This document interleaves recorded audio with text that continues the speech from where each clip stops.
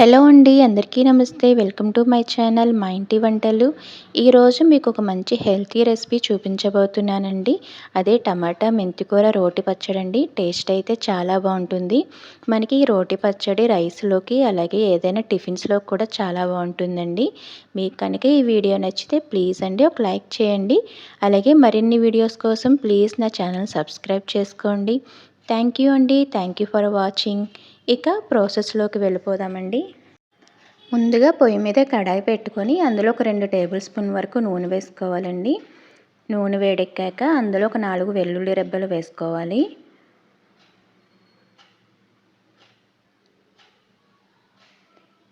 అలాగే ఒక half tea spoon వరకు జీలకర్ర వేసుకోవాలండి.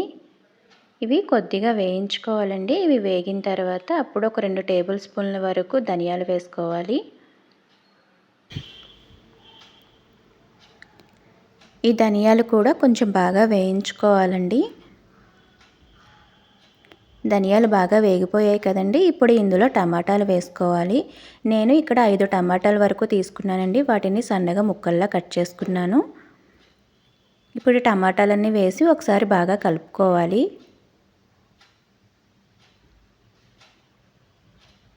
ఇప్పుడు ఇందులోనే పచ్చిమిర్చి కూడా వేసుకోవాలండి. పచ్చిమిర్చి అనేది మీ కారాన్ని బట్టి మీరు వేసుకోవాలండి.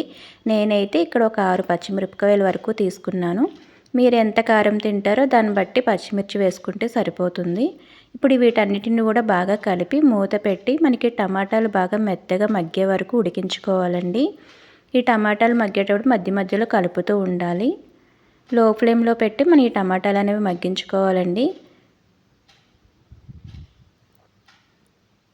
టమాటాలు మెత్తగా మగ్గిపోయాయి కదండి. ఇప్పుడు స్టవ్ అనేది ఆఫ్ చేసేసుకోవాలి.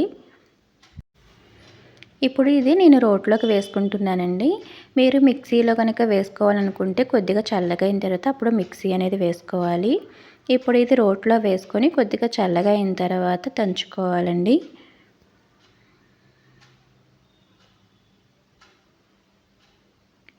మళ్ళీ ఇప్పుడు పొయ్యి మీద కడాయి పెట్టుకుని అందులో ఒక టేబుల్ స్పూన్ వరకు ఆయిల్ అనేది వేసుకోవాలండి.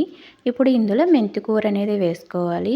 నేను ముందుగానే శుభ్రం చేసి పెట్టుకున్నానండి. ఒక చిన్న కట్ట వరకు తీసుకున్నాను మెంతికూర అనేది. ఇప్పుడు ఈ మెంతికూర అనేది బాగా వేయించుకోవాలండి. మనకి మెంతికూర అనేది కొంచెం చిరు చేదు అనేది ఉంటుందండి. అందుకని మనకు ఆకు అనేది బాగా వేగాలి. లేదంటే పచ్చడి అనేది కొద్దిగా చేదు అనేది వస్తుందండి. మనకి మెంతికూర వేగడానికి ఎక్కువ టైం పట్టదండి. 5 నిమిషాల్లో మనకి ఆకు అనేది మగ్గిపోతుంది. చూసారు కదండి, మెంతికూర మగ్గిపోయింది. ఇప్పుడు స్టవ్ అనేది ఆపేసుకోవాలండి. మనం ముందుగా రోట్లో వేసుకుని పెట్టుకున్నాం కదండి, అది కూడా చల్లగా అయిపోయింది. ఇప్పుడు దీన్ని మనం మెత్తగా రుబ్బుకోవాలండి. ఇది రుబ్బుకునేటప్పుడే కొద్దిగా ఉప్పు అనేది వేసుకోవాలి. నేను ఉప్పు వేయటం అనేది చూపించడం మర్చిపోయానండి. మీరు కొద్దిగా ఉప్పు అనేది వేసుకొని మీరు టేస్ట్కి తగ్గట్టు ఉప్పు వేసుకొని రుబ్బుకోవాలి. ఇలా ఇది మెత్తగా రుబ్బుకున్న తర్వాత అప్పుడు ఇందులో మనం వేయించి పెట్టుకున్న మెంతికూర కూడా వేసుకోవాలండి.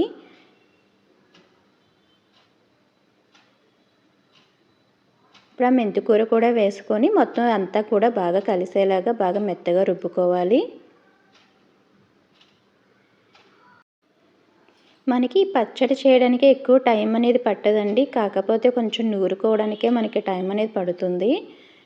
పచ్చడి అయితే త్వరగానే అయిపోతుందండి. మనకి ఈ పచ్చడి అనేది రైస్లోకి కానీ టిఫిన్స్లో కానీ దేనికైనా చాలా బాగుంటుందండి.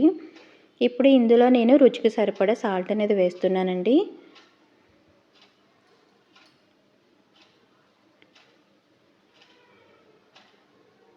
అంతేనండి, చాలా టేస్టీగా ఉండే టమాటా మెంతికూర రోటి పచ్చడి తయారైపోయింది.